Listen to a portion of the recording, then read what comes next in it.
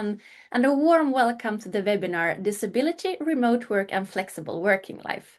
I'm glad to see so many of you online here today. My name is Veronica Aspelin Forsell, and I will be taking care of all practicalities during this webinar.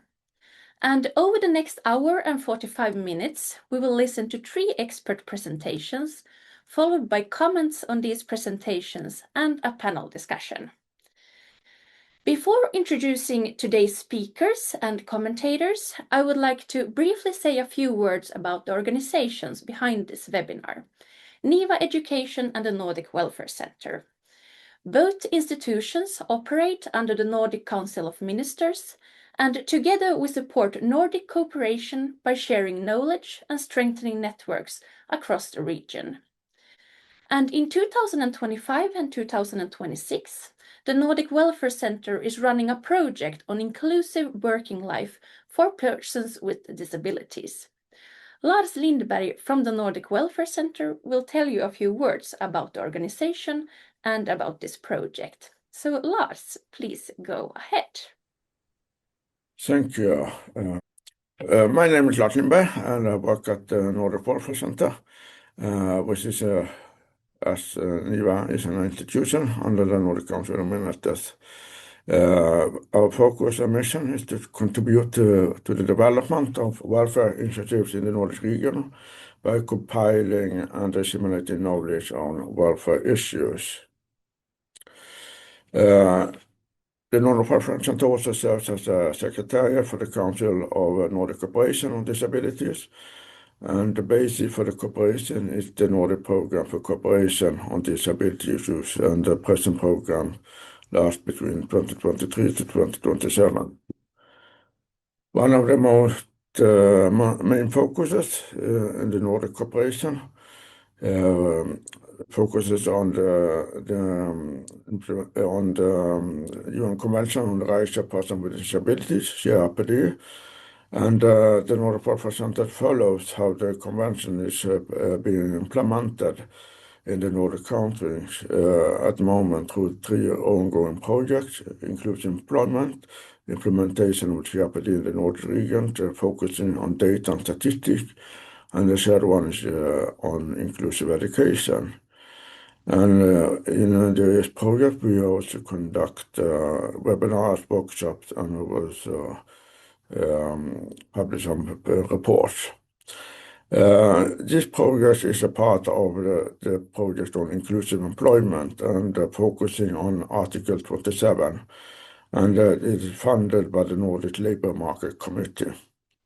And this webinar is a part of it, but will also be other events during the year and the next year.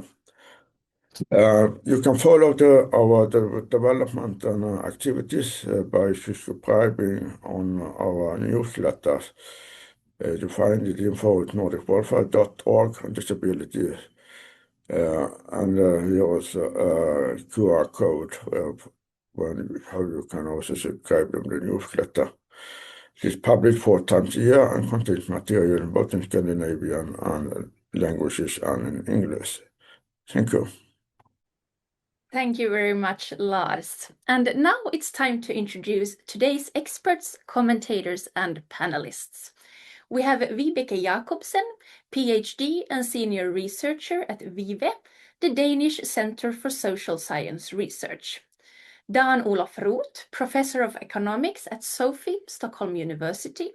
Susanne Millmark, Licentiate in Working Life Science and PhD Researcher at Karlstad University. Kalle Flör, Editor-in-Chief of the Swedish leadership magazine Chef and CEO of Chef Akademin, and Anne Mäki, expert in education and employment policy at the Finnish Invalidiliitto. And we will now listen to 3 presentations based on recent research within the field of disability, remote work, and flexible working life. And today's first keynote presentation will be given by PhD and Senior Researcher Vibeke Jacobsen. So Vibeke, the floor is yours. Thank you. And I'll try to share my presentation. Okay, then I just start. And thank you for the invitation for this seminar. Yes, what I will say is about the role of workplace flexibility for people with disabilities, and it's based on 2 reports from Vive, which I have co-authored together with a lot of good colleagues. And I will start with just to tell you what the structure of my presentation, what I will say. And first, I will give a few words about what I mean by, in this context, by workplace flexibility, and then I will say very briefly about the data I'm using for this findings I will present, and then I'll present 3 sets of results. First, I will show the employment trends for people with disabilities and how that's related to a flex job scheme that we have here in Denmark, which I'll come back to. Then I will say something about the role of workplace flexibility from the perspective of people with disabilities. And then I will finally say something about inclusion of people with reduced work capacity from the perspective of the workplace. So that's my presentation. And first about workplace flexibility as I use it. And there it includes flexible working hours, for example, reduced hours, additional break during the workday, and also the opportunities to work remotely. And then at last, the adjustment of job tasks to match the individual's health conditions. So flexibility is both about the working hours, where you work, and what you're doing. And also added acceptance of sickness absence, and that seems to be very important. And that's also a kind of flexibility that is unpredictable, but it's important for the person who have a lot of sickness days. Yes, and all these workplace adaptation can be made in the workplace as an agreement between the employee and the employers, but also very often the public employment service are involved in this. Yes. The data I use is survey data, questionnaire data, and one of the sources, I use 2 sources. The first is Danish Labour Force Service, where we have added a lot of years some additional questions about disability and employment. And I will use data from 14 to 24, and then we are focused on the age group from 16 to 64. And here we have a measure of disability, and it's a very simple one. We just ask, do you have a long-term health problem or disability? And if they say yes, they have a disability according to this definition. And then they also ask if they will say that the disability is minor or major. Yes, and the other data source we have is a workplace survey, a representative survey among Danish workplaces that was conducted in 25. So here we can get the workplace's perspective on this inclusion. So that's the data. Yeah, and first I'll say something about employment trends for people with disability and how that may relate to this flex job schemes. Yeah, and here I have a figure that shows the employment rates from 14 to 24 for people with disabilities and people without disabilities. And it's very clear in Denmark, as in many other countries, I suppose all other countries, that the employment rate are much lower for people with disabilities than for people without disabilities. In 24, for example, 61% of those who had a disability was employed, compared to 86% of those without a disability. And if we look at those who have a major disability, it's very low, the employment rate. It's 41%. It's higher for those who have a minor disability. It's 74, but it's still lower than those without disabilities. But what we also can see from this figure is that the increase in employment there have been an increase in employment for all groups from 14 to 24, but it's bigger and larger for those who have a disability. And why this? Me and my colleagues, we can come up with at least 3 reasons for this increase in disability, and a higher increase in employment for people with disability. The first is that in this period there had been an improvement of the macroeconomic conditions, and it seems like people with disability benefits more for this than people without disabilities. And one explanation could be that when there's a labor shortage, the employers are more willing to recruit people from the margins of the labor market. So that could be an explanation. Another explanation of the patterns we saw is that the composition of the people with disability have changed from 14 to 24. It is so that in these years, the proportion of the population have a major disability has not changed a lot. It's about 10%, but the proportion of people who have a minor disability has increased a lot from, and then the composition of those with disability change, and of course that affects if you look at the employment rate for all people with a disability. And then the last one I think also is very important. It is that more and more people in Denmark are employed in a flex job. And this also seems to benefit especially those with a major disability. And okay, what is a flex job then? If you're not from Denmark, you perhaps don't know that. But I can say first that it's a very popular scheme. There is more than 100,000 flex jobs in Denmark, and it's known, our survey shows it's known by nearly all employers. So it's very popular.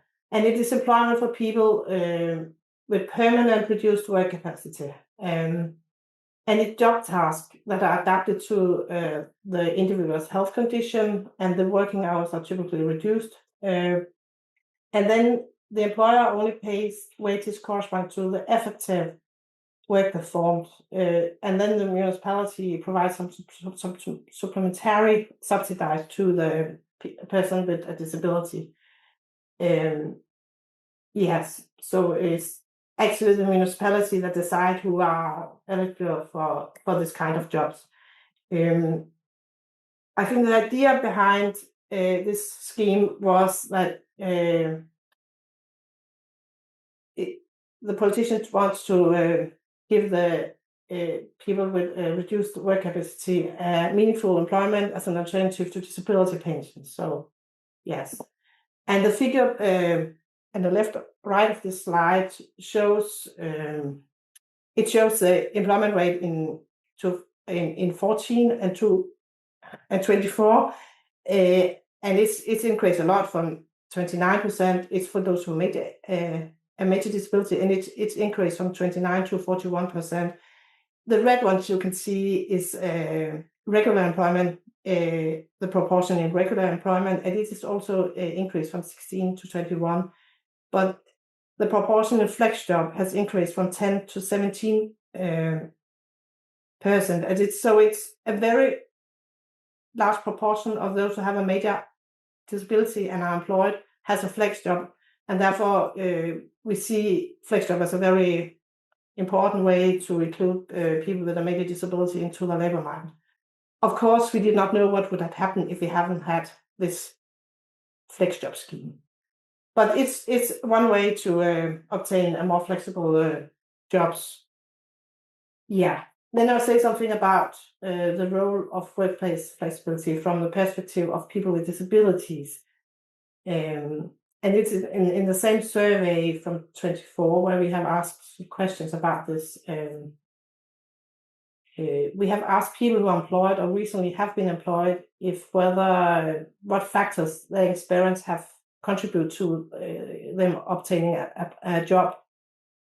And those who are not employed but would like to be employed, they have been asked what factors they believe would make it easier for them to enter the labor market. And they have some predefined response categories, and two that's interesting in relation to this flexibility is they could answer that flexibility in work organizations has contributed to them obtaining a job or would make it easier to get a job. And by this, we have explained that means both something about working hours, but also the opportunities to work from home. And the other interesting category here is acceptance of sickness absence. Yes. And for those who are employed, they were asked, had recently been employed, yes, they were asked, in your opinion, what contributed to you starting your current or most recent job? And then they could choose between all these response categories, and they could also choose more than one. And about nearly 1 out of 3, 30% answered that flexibility in work organizations have helped them to get a job. So that's the most important explanation that we have response categories for. There's also 11% who answered that acceptance of increased sickness absence was important. It was 11%. And then there was, of course, also other things that was important. For example, support from networks. But yeah, but also nearly 60% just use the response category other factors, and that could be, yeah, we don't know what that is, but it could be also be things that are not related to having a disability. For example, that they just have the right qualifications and so on. Yeah. And then those who was out of employment, they were asked, in your opinion, what condition would make it easier for you to obtain employment? And they are nearly 60% answered that flexibility in work organization would make it easier for me to get a job. So it's something those with disabilities think is very important. And also 1 out of 3 said that acceptance of increased sickness absence would be important. But there are also a lot of other factors that I think is important. For example, I think it's interesting that 27% think greater self-confidence would be important. So they lack self-confidence according to themselves, and that could be important when you are searching for a job. Also, skills upgrading and employment with wage subsidies are important factors. So there are a lot of things that could help them, but flexibility in working things seems to be the most important factors here. As you can see, FlexJob is flexible in many ways with respect to work task and with respect to working hours, and also when you are working, etc. It's important, but those who are disability also think flexible is very important. Yes, but the next is what do the workplaces think about this inclusion? And here the focus is on people with reduced work capacity. These workplaces was in the survey asked if one of the questions was to what extent it is practically and financially feasible for the workplace to employ people with reduced work capacity. And about half of these workplaces only thought it was feasible to a very limited extent or not at all feasible. So 33% said that it was feasible to a limited extent, and 18% that not at all could be feasible. So a lot of workplaces that don't think it's possible for them to include people with reduced work capacity. And then we also asked them about self-reported barriers that could limit workplaces from employing people with reduced work capacity. And they also have a number of predefined categories, response categories, and the most popular of them that most workplaces used was that individuals with reduced work capacity lack the qualification that was relevant, and also that it would require too many special accommodations. And the third one was that the workplace do not have tasks that can be performed by people with reduced work capacity. So even though that people with reduced work capacity is a very diverse group, the workplaces see them as not having the right qualifications, and they don't have tasks they can perform. So the question is if this is correct, or it's just the workplace don't have the fantasy to see how they can include these people with reduced work capacity. Is a good question. There is a lot of literature about this, and that emphasize that it would be important to focus on tasks and not on predefined jobs, and different words are used, job carving or substitution. Job carving refers to the practice of rearranging tasks within a company to create a tailor-made employment opportunities for all individuals. And that's especially for those who, due to reduced work capacity, only can perform some limits and have experienced limitations in the number of tasks they can perform. CABI, that's a Danish institution that collect information, collect knowledge about the inclusive labor market and also advise workplaces and municipality in this area. They use the term substitution, and they focus on that it can be beneficial for workplaces to hire disadvantaged unemployed individuals with the aim of reallocating the task among the employees. Their idea is that if you relieve core employees of simple tasks and allowing these core employees to focus on tasks that require higher levels of skill, and then they can use these disadvantaged unemployed individuals to include them and use them to the more simple tasks, and thereby, and this is especially interesting in a situation where they experience labor shortage. So it could actually be beneficial for the companies to include these people with reduced work capacity in different if they look at the task and not on the jobs. But the literature also shows that job carving is typically carried out by managers in collaboration with specialized consultants. And that could be consultants from the public employment service, for example, because they need some help to identify areas where tasks can be reorganized and to see where they can create new positions for these people with a reduced working capacity and how that can help the firm.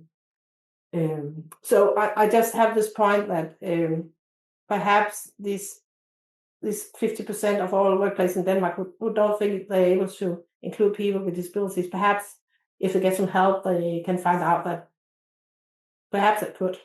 Perfect. Thank you so much. And next, we'll hear from Professor Dan Olof Roth. So please go ahead, Dan Olof. Thank you. So, work from home and disability employment. This is joint work with Nick Bloom at Stanford. He's like the world expert in work from home, I think. Then Gordon Dahl at UCSD in San Diego, and myself at Stockholm University. So what I'll present here today is actually published in American Economic Review of Insights.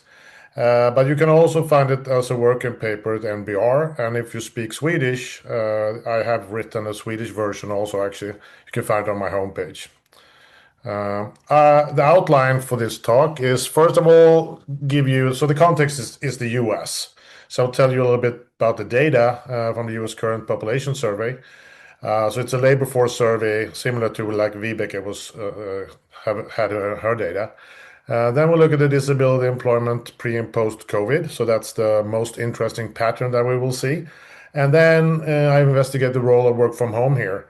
And I stress already here that what we have in the paper is actually causal analysis. So that will not be clear in this presentation, just have to believe me, but it's a lot of technical stuff in the published work. Then we will see also, can we see this in other countries? So we do an international outlook, and we have a few examples. And then I end with some policy advice, very simple stuff, but still worthwhile to do, I think. So this is the disability employment gap, a graph of that. And we see at the top graph here, it's the employment rate for people with no disability going from 2008 to 2019. And we see it hovers around 75 to 75% or so. Then when we turn to people with disabilities, the employment rate is much lower, so 30 to 35%. And I should say that this is not a selected group. The one that you see here in the graph make up about 12% of the US population. So it's a big group, and still the employment rate is really, really low. So we have this massive gap here in an employment rate of about approximately 40 percentage points. And that has been like that since back in the 1990s. And you also see a similar employment gaps if you look across OECD countries.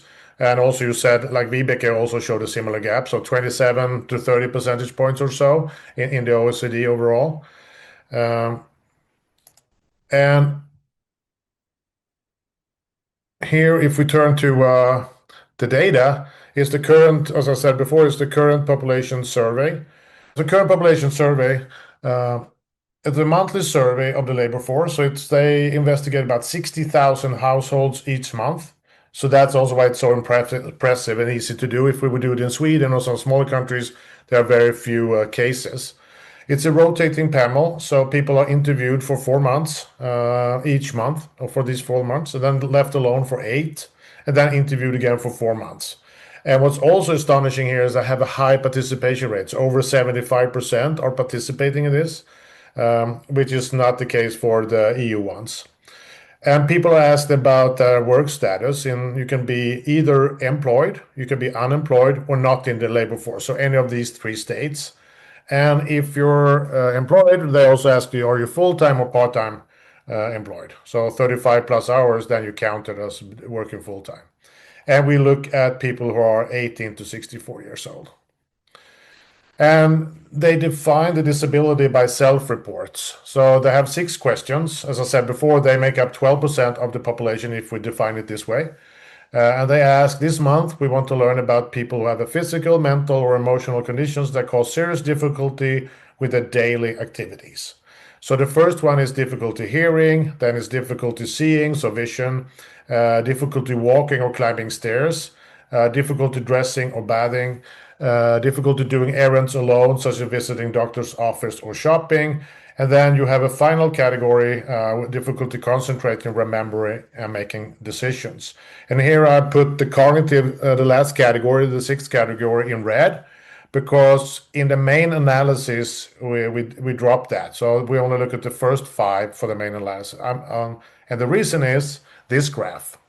So here we see the population size with a disability over time. And if we take that cognitive category, we see that they make up 6 million people before COVID. And then after COVID, it increases to 7 million. So here we are worried if this inflow of people have high employment rates, then we will increase the average just by changing the composition of the data, just that we include these 1 more million people, and that would be the driver and not work from home. So the ideal situation is what we see for the other 5 categories. There are 9 million before COVID, and there are also 9 million after COVID. So here we don't see a change in the composition over time.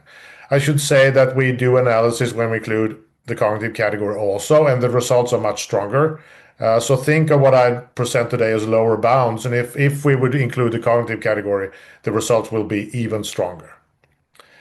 So let me turn now to the disability employment gap pre and post COVID. This is the astonishing graph. So it shows the employment rates for individuals with and without a disability using this CPS data for the US. And now I put the employment rate relative to January 2019. So it's a percent difference. So that's why the benchmark is 0. That's what's the relative rate to January 2019.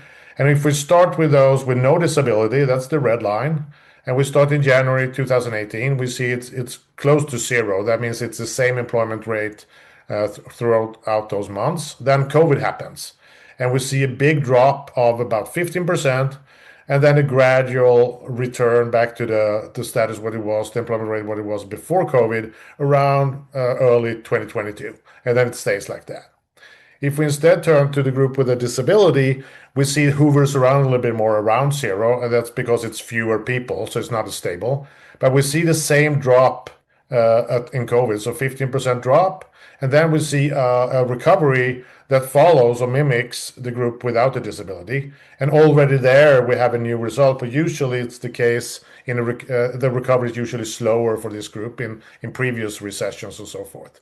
And then we have this astonishing thing happening at the end of 2021, where the employment rate actually becomes bigger and bigger and bigger compared to what it was before COVID. And my paper, that the published version, it goes on to April 2024. And if we look at between July 2022 and April 2024, there's a 12% increase. So I just downloaded the new data going all the way up till almost till today. And because people were worried, okay, this was just a temporary shift, it'll look good, but then it probably went down. No, it continues up, up, up. So now it improves even more. So this is also, this seems to be a permanent shift here going on in the US at least. And if we look across other demographic splits, so think about men and women, different ages, different education groups, race, being foreign born, we don't see that same fantastic increase in employment rate. We only see that for the group with a disability. Okay, so then we're interested in the work from home here. And we think of like, so going back to this picture, what is really happening here? What can be the big thing happening after COVID? And of course, we were thinking, okay, the big thing on the labor market is going more to work from home. And we think of that as a flexibility for all. It was not only people with disabilities, everyone asked for flexibility. So we think of this as a new type of accommodation that allows everyone to have more flexible work schedules. And this is the idea of the whole research design. So here we have work from home rates across occupations for workers without a disability. I'll come back to that. In total, we can divide the labor market in 86 different occupations. And what you see here in the graph is the work from home rate, histograms of the work from home rates. The blue lines, so the blue colors, are work from home rates in these 86 different occupations in 2019. So that's before COVID. And then the black ones shows what happens in the same occupation after COVID. So we see here across the board, in some occupations, there's a big increase in work from home rates, but in others, there's no increase. So this is the variation that we use now in the design here. So we would expect the employment to increase more in occupations that also saw more and work from home rates. And it's important here that it's without a disability, because we don't think that people with disabilities are driving this trend. It was not because they were asking for more flexibility or more work from home that companies changed. It's because all workers were asking it. So you can think of it almost like an experiment where some occupations had this and some didn't. So to give you some examples, so computer specialists, they increased the workforce by 36 percentage points, while teachers only increased the work from home rate by 4 percentage points. So if we're true, we would see greater differences, greater improvements in employment for people with disabilities in the computer specialist occupation, but not so much in teachers. So that is the research question here. We see a big increase in disability employment. We see a big increase in work from home. So does the ability to work from home increase the employment of individuals with a disability? So that's the big question. And yes. So 85% of the increase in disability employment is explained by work from home. So there's a lot of technical stuff there to prove that line, but that's in the paper. Even better, it's larger an increase in full-time employment. So it's not that they only did some short-term jobs or part-time jobs. No, it's really the bulk of the increase is actually in real full-time employment as well. And to be able to go a little bit behind the scenes to understand what is happening here. So this graph now shows only for people with disabilities, the employment rates, the unemployment rates, or the share not being in the labor force, again, relative to January 2019. The black solid line here shows the same trend that we saw before for employment. So you see this massive increase here in employment rate going back to 2026. And here I have the improved data. So I have it goes all the way to 2026. If we look at the unemployment rate, we see that hovers around zero. And when employment rate fell during COVID, it was actually mirrored by an increase in the unemployment rate. So people who lost their job become unemployed. But in the longer run, we don't see a difference. So that hovers around zero. Instead, this big increase is explained by not in the labor force decreasing. So people are really leaving the not being employed to become employed. So if it would be more like a demand factor, we would expect also the unemployment, like people who are actually seeking jobs, that rate would also go down, but we don't see that. So this must be that the life has changed for these people that used to be outside the labor force that can now actually enter the labor market instead. So that's a fantastic result by itself. So we thought like, okay, now we have this great paper or great result on this for the US. Let's look in other countries.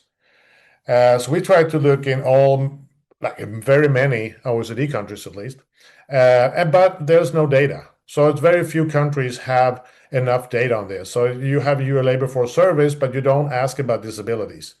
So that's the main obstacle to do this. But we did find it for a few countries, but then only for annual data. So we can compare 2019 versus 2022. So not as good as the US data, but at least we can do something. And we do find it for Canada, France, Spain, and Australia. And we see it here. So the orange histograms here shows the increase in employment between 2019-22 for people with disabilities. And the blue ones are for people with no disabilities. So for Canada, it's 10%, for France, 11%, Spain, 7%, and Australia, 9%. But for the UK, we don't find it. And the reason for UK is probably that they used furloughs. So there was actually no people being laid off or so during COVID even.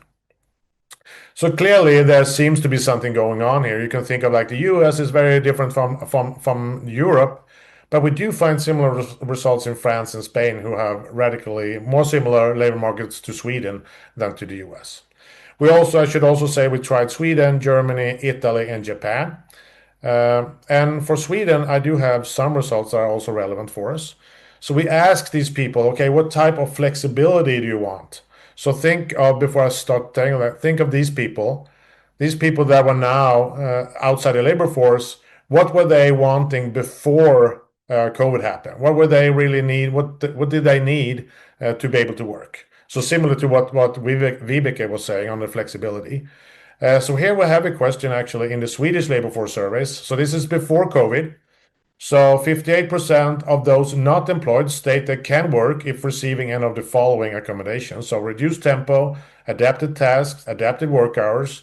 And we see all those three have almost close to 40% say that they can, if I get any of these, I can actually work. Now, but I don't get them, so I don't work.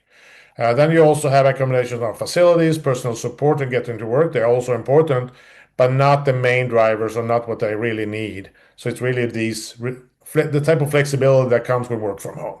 As I said, this was asked before the pandemic. So let me conclude with some policy advices.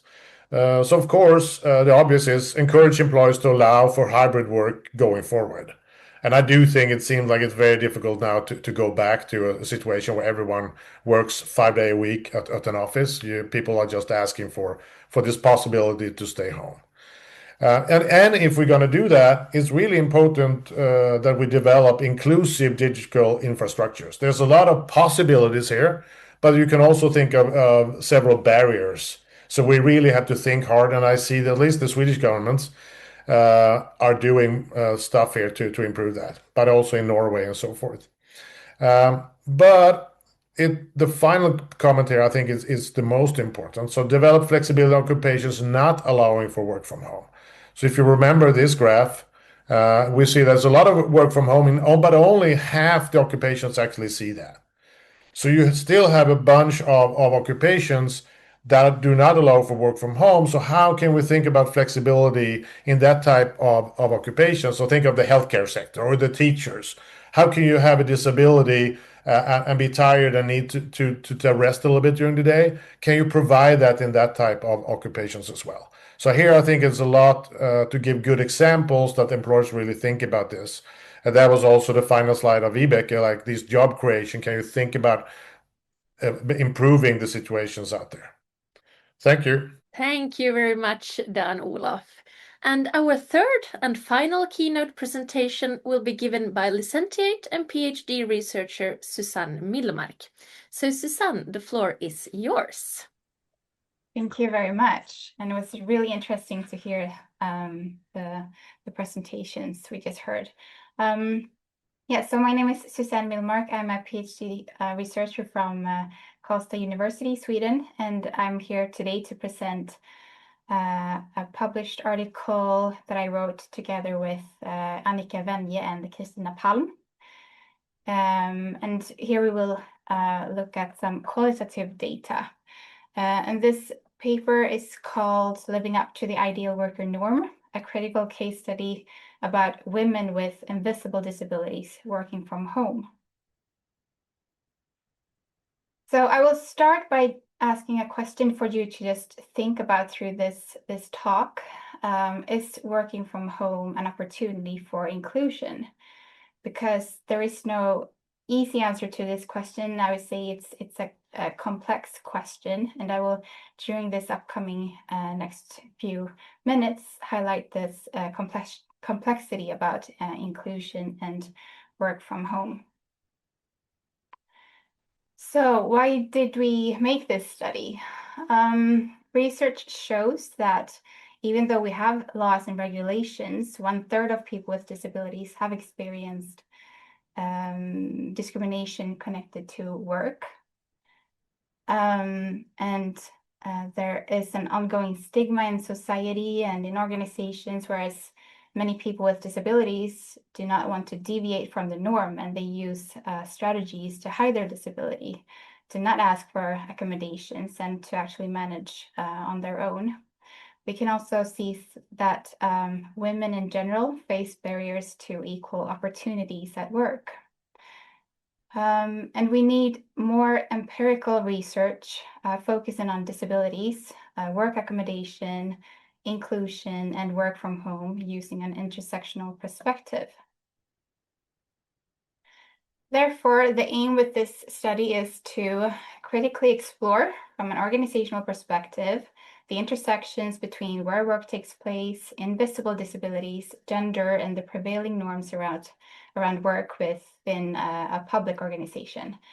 There are 2 research questions, and the first one is, how do female white-collar workers with invisible disabilities experience opportunities and hindrances for inclusion when working from home? And the second question is, how do managers and human resource officers support and understand the workplace needs of female white-collar workers with invisible disabilities? So the context and participants in this study, there were 10 women between 36 and 60 years old. They all have disabilities that are not obviously visible on the outside, but invisible disabilities, such as, for example, dyslexia and ADHD. We also collected data from HR and managers, and 2 of the managers also have disabilities. And they all worked in the same municipality in Sweden. So the methods used in this study, we used several methods when collecting data, and all participants, they reflected upon 3 themes: disclosure, workplace accommodation, and inclusion. When collecting data, we used, for example, photo elicitation interview, where participants took photos during 2 work weeks, and then they sent them to us, and we could use the photos during the interview. And I will show you a couple of those photos soon. We also had semi-structured interviews and a written diary. And finally, we made a document analysis based on the policies and guidelines from this specific municipality. And all this data were analyzed with thematic analysis. The theoretical framework applied in this study is the ideal worker norm from John Acker, who described the ideal worker as a white middle-aged man working long hours with no care responsibilities. And we also used Shore et al.'s definition of inclusion, where they say that inclusion is the degree to which an employee perceives that he or she is an esteemed member of the work group through experiencing treatment that satisfies his or her needs for belongingness and uniqueness. And we also use disclosure, where we for example, have Kulkarni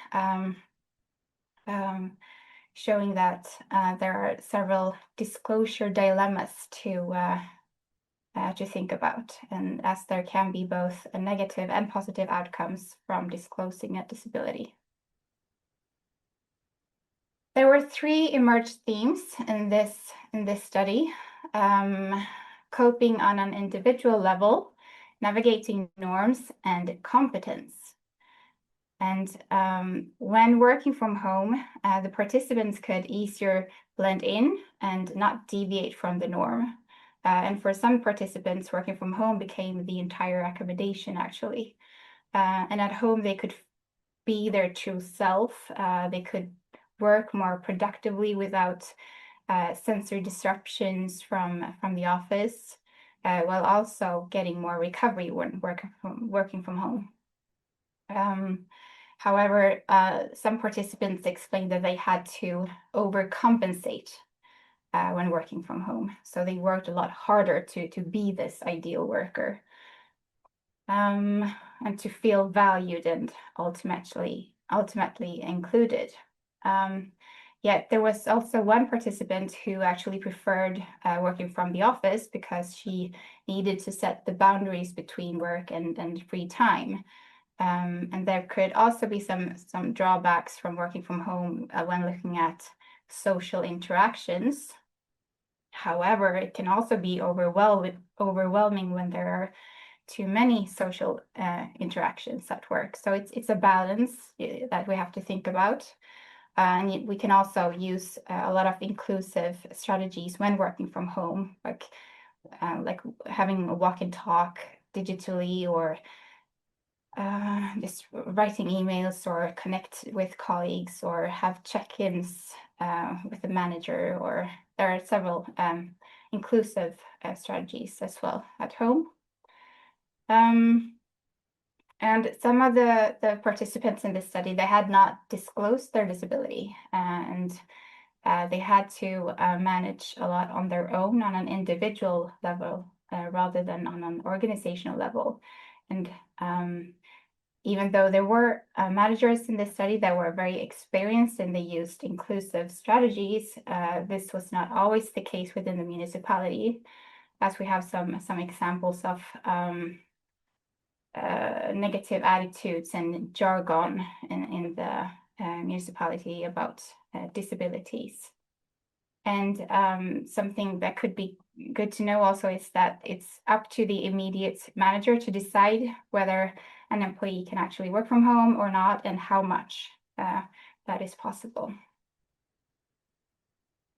Yes, and there was also a lack of resources in this municipality, as in many municipalities in Sweden, which were challenges in the work of inclusion, like a lack of time, lack of resources such as staff and money, and things like that.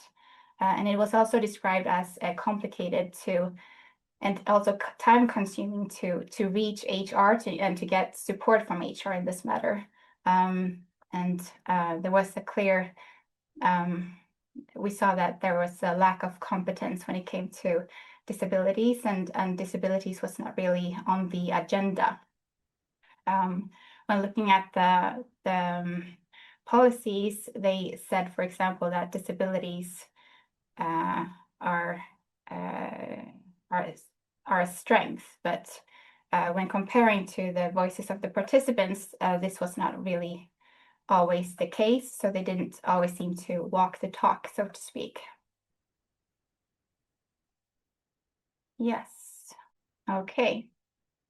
So I have a picture on this slide showing a girdle and medicine. So it's a participant who chose the title saying, "Is it supposed to be this way?" And she also says that one struggles so much for all those things that others take for granted. So there is so much effort and work that they need to handle on their own that nobody else really know about. And interestingly, this participant had disclosed her physical disability, but not her ADHD. And on this picture, on this slide, there is a hard wooden chair and a table as like a dining table as the work desk. And she chose the title Uncomfortable but Saving Workspace. And she also said that they might say that we have to be in the office, so it's a fine line as to what one can demand. And as the policies state, the primary workplace was at the office, and employees were directed back to the office if working from home was not functioning optimally. And this could place additional responsibility on individuals to actually solve their own problems on their own, and not ask for support from the organization. And they also said that the office was described as problematic. It was noisy and draining, energy draining due to disrupting sensory impressions, whereas work from home was a place for productivity and recovery. So in conclusion, social expectations to be the abled ideal worker were reinforced, compelling the women in the study to use strategies to feel valued and included. One such strategy was to work from home and manage daily work tasks on their own terms, and in some cases also hide their disability. And as I said, we saw a lack of understanding in the organization about ableism and also gendered norms. And this made inclusion normatively based, leaving individuals to solve their needs. And finally, some implications. As I said, a clear pattern in this study is the lack of competence when it comes to disabilities. So educating about the intersection of gender and disability and workplace.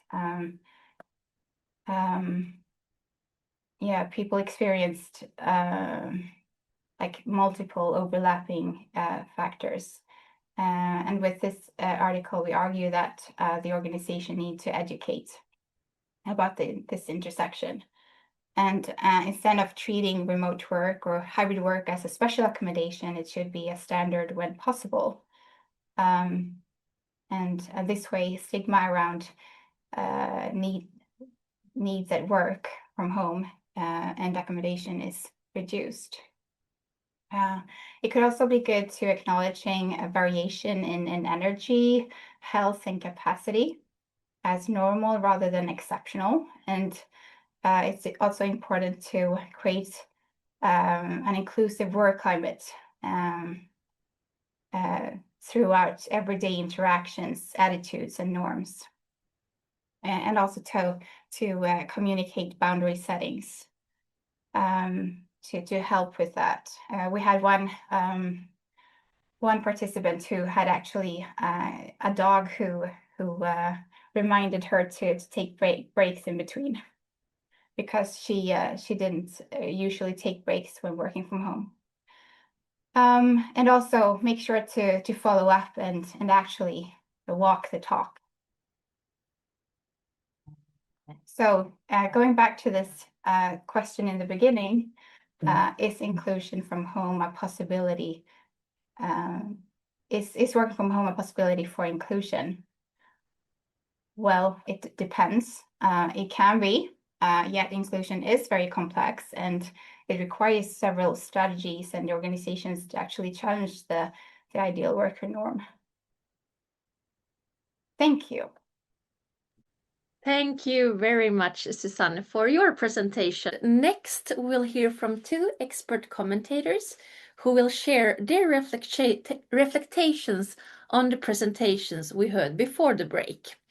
So first we have Kalle Flör, Editor-in-Chief of the Swedish leadership magazine Chef and CEO of Chef Akademin.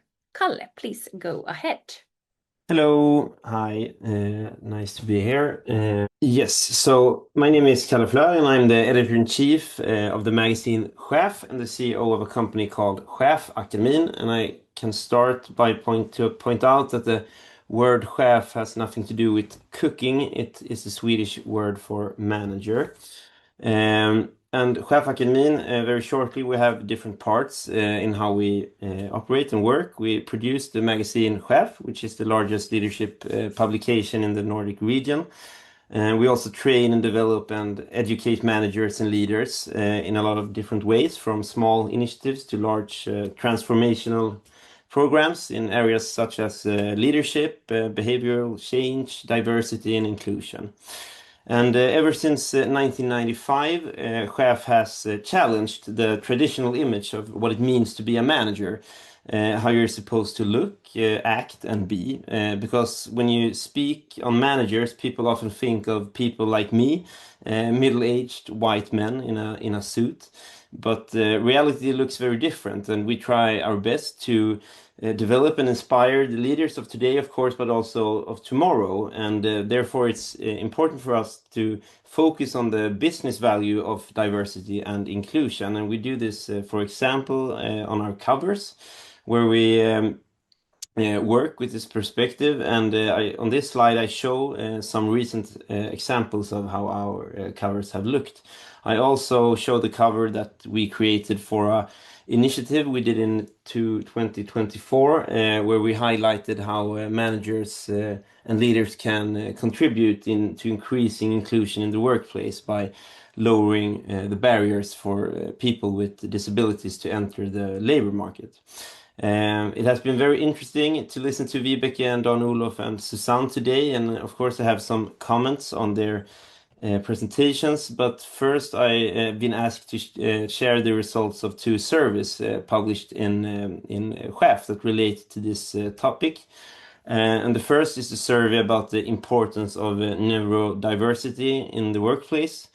It's the cover that I mentioned before, and this survey showed that many organizations are not actively working with this issue. So here we see a headline which says that inclusion is more nice words than real action.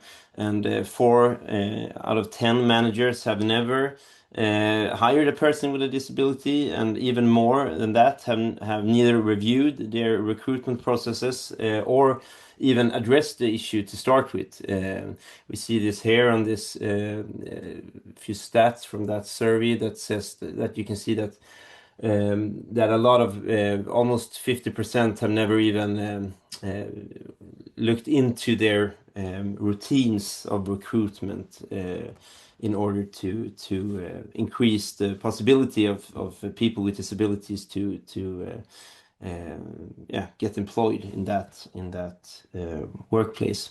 And we also see the second survey here is also a picture of that survey that was published in April 2026, just a few weeks ago. And we don't focus on diversity here, but we examine how employees and managers view the issue of hybrid work, because as you probably know, there is a big return to office trend that's increasing. We see that many organizations, such as Volvo, for a Swedish example, now again demands the workers to be back at the office 5 days a week. And what we can see that focus on the middle managers and the first level managers, we see that a lot of these people are stuck between the needs of the employees and the benefits that these employees say that they have by working from home, or then the expectations from senior C-level management that increasingly wants the employees to return back to the office. And our survey shows, which the picture here says, that a policy alone isn't enough to drive office attendance. We see that 4 years after the pandemic, that it's still a great challenge for a lot of managers to getting employees back to the office. We see that almost 70% have a policy, in place for attendance, but fewer than 18% of managers say that their employees fully comply with the organization's attendance policy. So it's a gap, obviously, between what the owners and the CEOs want and what the employees want, and it's a complex task for managers to try to navigate through this gap. Yeah, finally, 5 comments on the different presentations. We can see that what Don Olof said, the astonishing graph or the thing that he mentioned about flexibility and access to remote work, that we can see that it have had major impact on employment among people with disabilities. And yeah, we don't talk enough about this, is my spontaneous reflection. And by we, I mean us in the media, of course, but also I think our target group, managers and leaders. We mainly talk about remote work as a benefit for individuals instead of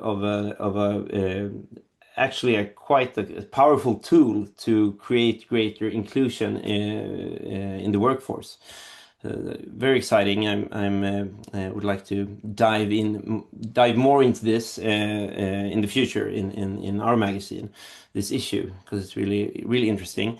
And we also see that what Vibeke explained in her presentation about job carving, that we can see that managers have an important role in creating real change, to getting from the nice words to the real change part. Managers have an important role in that. And also mainly, I think the third point here is also, if you look at all the 3 presentations, I think one conclusion is that we must upgrade the term flexibility, or the concept of flexibility, to a management principle. It's not just an individual benefit or an exception for a few people, but we need to address it on a more high level scale. And then, as I mentioned before, one key element is to understand that an inclusive working life is more than the possibility to work from home, as the presentators also been into, that we need to talk about offering flexible working hours, different agreements concerning hybrid work, adapting job tasks, as the case of job carving, for example, and also look into opportunities for recovery and taking breaks, like the example with the dog, for example, like you said, Susanne, can make a major difference both for inclusion and for addressing skills shortages. And then finally, like you all pointed out very clearly, we can see that remote work doesn't drive inclusion on its own.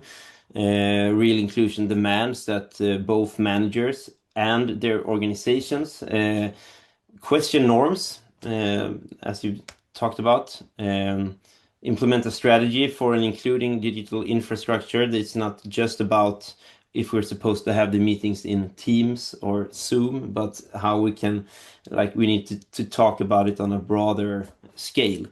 And then we need to, as I also said in the third point here, that we must be more flexible about the concept of flexibility, and talk more about what that actually means to the people that we often tend to forget about, that are not part of the workforce in the same way as people with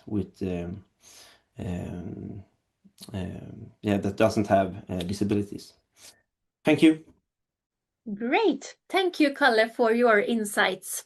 And next, Anne Mäki will share her comments on the 3 presentations. And Anne is an expert in education and employment policy at the Finnish Invalidiliitto. So please, Anne, the floor is yours. Thank you very much. So I come from the Finnish Association of People with Physical Disabilities, and my job there is to follow the employment situation of people with disabilities. And I find these presentations, they were very interesting, and I think I have also quite same kind of reflections that Kalle had. But anyway, I thank you all for these three really insightful presentations that fit together remarkably well. And even though the studies came from Denmark, Sweden, and the US, I think that what we have heard today speaks very directly to other labor markets too, including Finland. I think that across all these three presentations, there is one very clear shared message. Flexible work and remote work should not be treated as exceptions or special solutions. They should be part of how work is organized as standard. So this is not about individual accommodations, it's about structures. Starting with Vibeke Jacobsen's presentation, based on extensive Danish register and survey data, the message was very clear.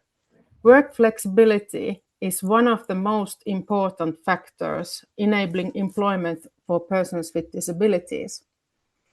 And here is the part I really want to underline. It's not just people who are already working who value flexibility.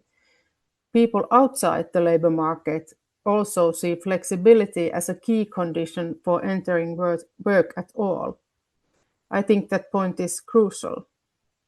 In Finland, we still often talk about reduced hours, extra breaks, or remote work as individual concessions, something that needs to be negotiated separately, justified separately, and often framed as an exception. But the research here tells us something very different. It tells us that flexibility should be seen as a structural condition for inclusion, not a special favor. Flexibility should be seen as core labor market policy question. Olof Ruth's study using US data shows that the expansion of remote work has had a direct and substantial impact on employment among persons with disabilities, especially in full-time work. And this is important. A significant share of this employment growth is explained specifically by the increase in remote work.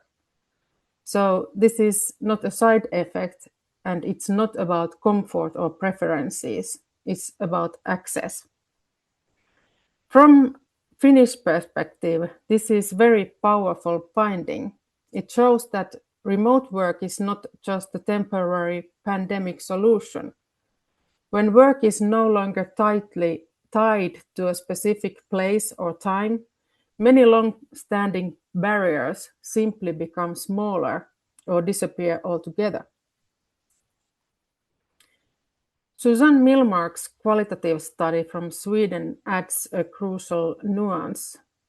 Yes, remote work can be a lifeline, especially for people with invisible disabilities, but it can also expose weaknesses in organizational structures and leadership.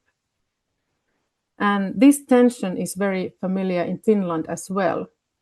On the one hand, remote work helps people cope and meet expectations. On the other hand, the responsibility often shifts too much onto the individual. Without shared organizational practices, remote work may end up masking inequality rather than solving it. So remote work is powerful, but it is not automatically inclusive. So all these presentations show us that flexible and remote work arrangements are not individual adjustments. They are a core component of an inclusive, sustainable labor market. And this is where the Finnish context becomes especially interesting. In Finland, remote and hybrid work are already mainstream. About 1/3 of employees work remotely in some form, and this level has remained clearly above pre-pandemic figures. Organizations are technically ready and in many cases culturally ready as well. So remote work is no longer an exception. It's simply part of normal working life. And this matters for inclusion. But now comes the contradictory part. Last autumn, a vignette experiment was conducted among Finnish employers, looking at recruitment discrimination against persons with disabilities. Employers from the private and public sectors were asked to assess fictional job applicants. And the findings are quite stark. Persons with disabilities face stronger recruitment discrimination than many other groups, stronger, for example, than immigrants. Especially important in this context is this. When the analysis focuses on applicants who have the right education and relevant work experience, discrimination does not disappear. In particular, wheelchair users face significantly stronger rejection, and this cannot be explained by workplace accessibility issues. In other words, even when the job requirements are fully met, exclusion persists. Research and policy discussions in Finland consistently show that flexibility in working hours, location, and workload plays a decisive role for persons with disabilities and reduced work capacity. These are not small adjustments at the margins. Very often, they determine whether participation in paid work is possible at all.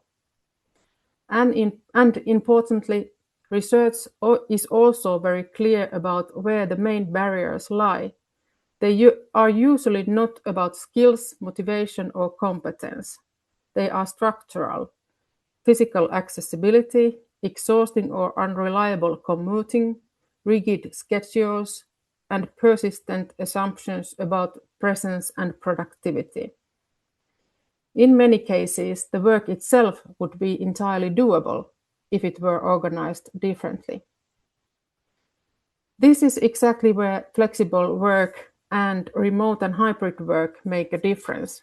They reduce mobility barriers, lower the daily energy cost of participation, and make it easier to manage health conditions over time. Flexible and remote work are structural tools that can prevent exclusion built into recruitment and work organization. But here I want to be very clear about one thing. Remote work is not automatically inclusive. Without inclusive leadership, accessible digital environments, and clear organizational responsibility, remote work and flexibility can also lead to isolation and invisibility. So flexibility must be designed. It must be supported, and it cannot be left to individuals to negotiate on their own. Finally, I want to say that we can say with confidence that flexible and remote work lower the threshold for labor market participation for persons with disabilities. They target precisely the structural barriers that have excluded many capable people from working life. Remote and flexible work give us a real opportunity. The key issue is whether we use that opportunity intentionally to build a more inclusive labor market, or whether we allow old inequalities to simply reappear in a new digital form. Thank you. Great. Thank you very much, Anne. And I will now invite all 5 experts back to join us for a panel discussion. Welcome back. So I actually have a question from one of the participants to begin with.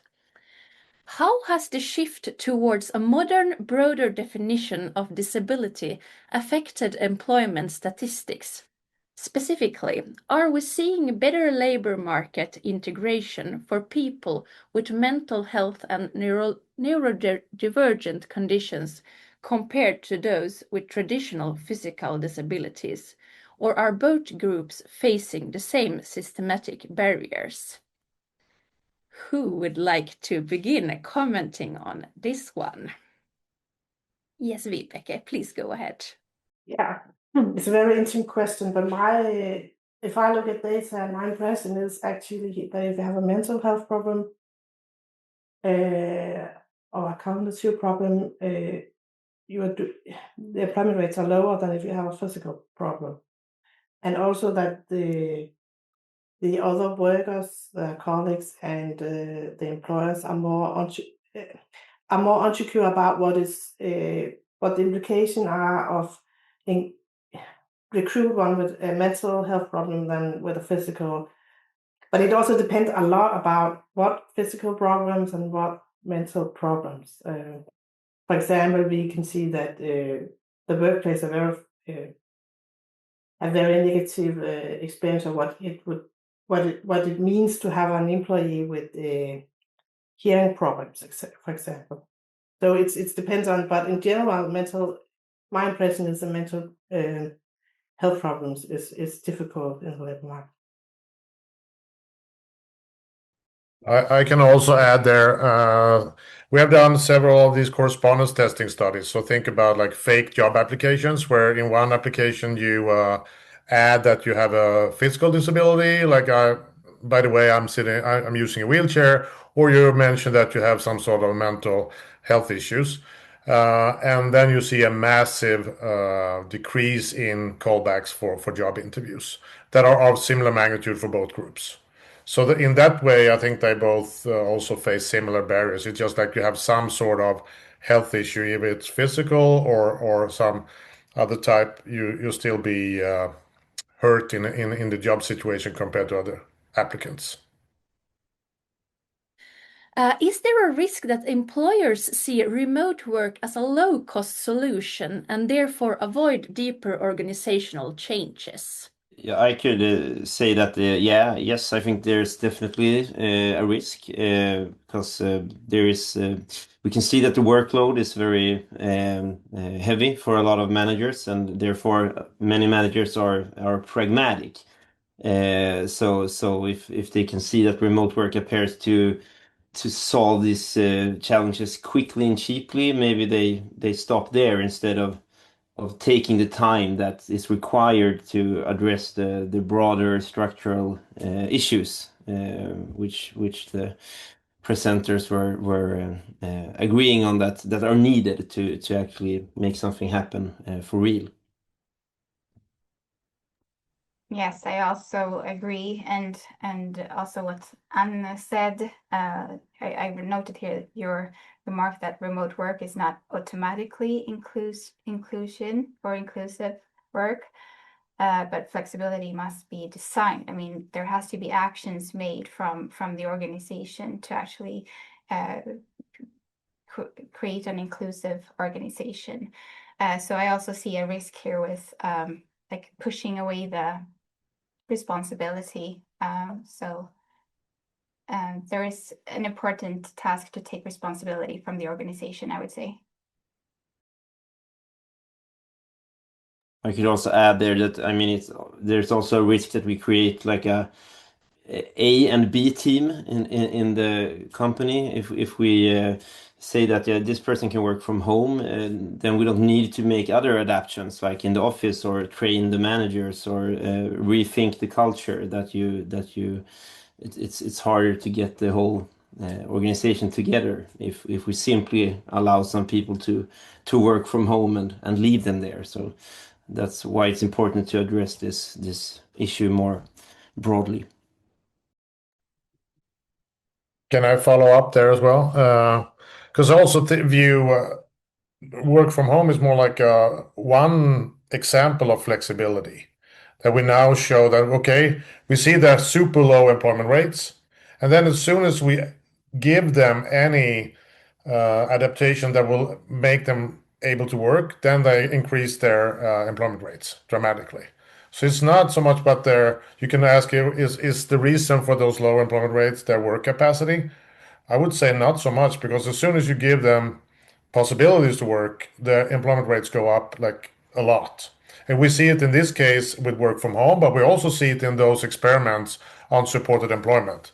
As soon as you give individual adaptations at the workplace, you see almost a doubling in employment rates. So I think that's all those things come together here. Like, think of it as an example, and the more we can think of the general workplace, people have individual needs. So the more we can adapt workplaces, the better. Comment. As many things also, remote work has bright and dark sides. It facilitates aligning individual needs with work demands, but there is also a risk for unergonomic workplaces and social exclusion. So also remote work has to be designed ergonomically, social integration has to be organized, psychosocial risk has to be managed. Otherwise, it is inclusion with high personal costs for those who work with health issues. Could you comment on this from your perspectives? Yes, I agree. As I showed a picture of one of our participants working from home, and she had this hard wooden chair and her dining desk as her work desk, basically. And she did not dare to ask for accommodations from the municipality, because she thought that it would be a risk. She would be risking being put back to the office. So therefore, it was having this opportunity to work from home and having this non-ergonomically workspace at home was more important. But of course, it would be even better if she could get that ergonomic solutions as well. I totally agree. Yes. I think the key word here is designed, as the remote work has to be designed, not just allowed. I think, yeah, and managers and leaders have a really important role in that, to actively work with that, with the structure and so on. I totally agree as well. And I think what Susanne said about the accommodations in home, like in Finland, it's the situation is like that also, that usually it's not usual that employers accommodate your workplace at home. So, but it's done at the workplace. So I don't think that many persons who would like to have accommodations at home, that they get them at home, because the employer offers them at the workplace. So it's not ideal situation in remote work at all. Do you see a risk in making the gap even bigger between privileged jobs, those with high flexibility, for instance, knowledge work, and those jobs that could not be flexible, for instance, social care? Can I comment on that? So, okay, so that's my end point on my presentation is like, governments and companies have to think about how can we do this in other jobs, because it's flexibility. We can totally provide. So the example is social care. In healthcare, teachers, why can't we provide, if people need to rest for an hour, why can't we provide that in those occupations as well? It's just do it. It's not that complicated. So, but I think we need to give someone to provide examples for companies. Like, what are the different companies doing? It's like good examples. We need much more of that. What's happening within firms? So I have a book that I will launch on Tuesday. That really, many of the examples I give there are about providing good examples in so many ways of how we can provide inclusion. So I think there's a big knowledge gap. What do companies do? Because I think there are many companies that do good things out there. We just don't know about them. Is the expansion of remote work a temporary post-pandemic effect, or a lasting transformation for inclusion? Me again then. For a long time, I presented that paper ending in 2024, and many were, okay, this is just temporary. It will never last going beyond 2024.